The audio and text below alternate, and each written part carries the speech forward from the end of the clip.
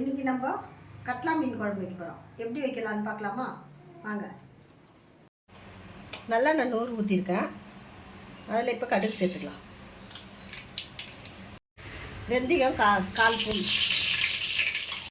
சின்ன வெங்காயம் 150 எடுத்து நல்லா அரைச்சி வச்சுருக்கேன். கொரகொரப்பாக அரைச்சி வச்சுருக்கேன். அதை இப்போ சேர்த்துக்கலாம்.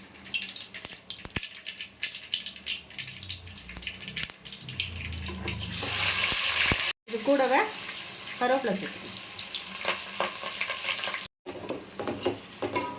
இது கோல்டன் கலர் ஆகட்டும். அது வரைக்கும் நல்லா வதக்கிக்கலாம். நல்லா கலர் மாறிடுச்சு வெங்காயம். இந்த ஸ்டேஜில் 1/4 ஸ்பூன் மஞ்சத்தூள் போட்டுக்கலாம். சீரகத்தூள் 1/4 ஸ்பூன். 1 நிமிஷம் நல்லா கலரி விட்டுடலாம்.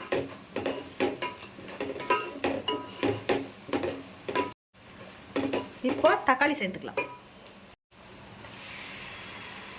ஒரு மீடியம் சைஸ் தக்காளி 3 எடுத்து நல்லா அரைச்சி வச்சுருக்கேன். அதை இப்போ சேர்த்துக்கலாம். ஒரு 2 நிமிஷம் நல்லா வதங்கிட்டோம். ஒரு 8 பச்சை மிளகாய் சேர்த்துக்கலாம்.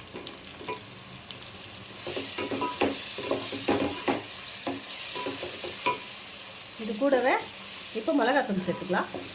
நான் வெறும் மிளகாத்தூள், சக்தி மிளகாத்தூள் சேர்த்துக்கிறேன்.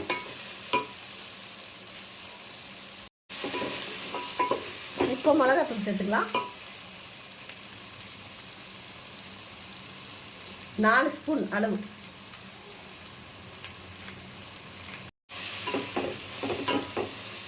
கொஞ்சமாக வதக்கலாம்.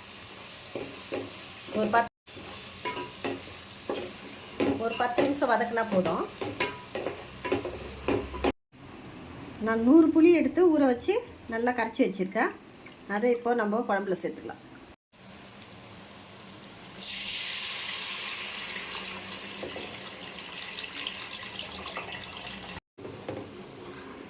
புளி ஊற்றியாச்சு.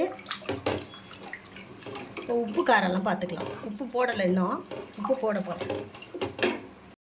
தேவையான அளவு உப்பு. ஃபஸ்ட்டு சக்தி மிளகாத்தூள் போட்டேன். இப்போ காஷ்மீர் மிளகாத்தூள் ஒரு 4 ஸ்பூன் போடலாம்.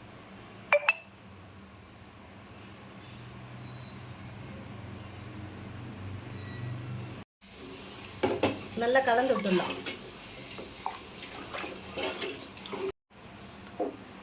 இது ஒரு 10 நிமிஷம் நல்லா கொதிக்கிட்டோம்.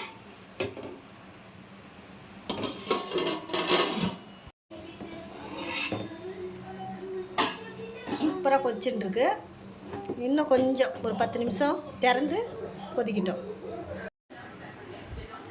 கட்லா மீன் 1 கிலோ.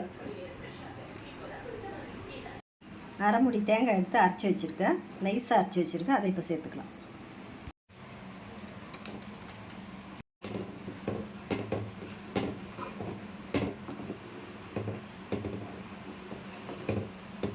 இப்போ மீன் சேர்த்துக்கலாம்.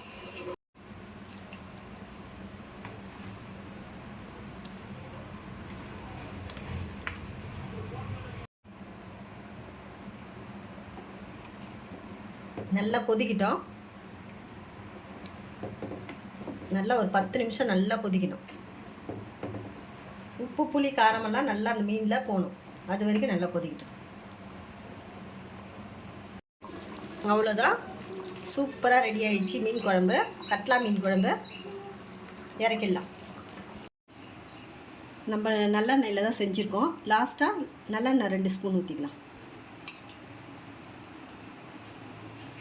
இதெல்லாம் இப்போது இறக்கிட்டு தான் சேர்த்துக்கிறோம். நம்ம ஒரு தக்காளி கட் பண்ணி வச்சுருக்கேன். அதை சேர்த்துக்கலாம்.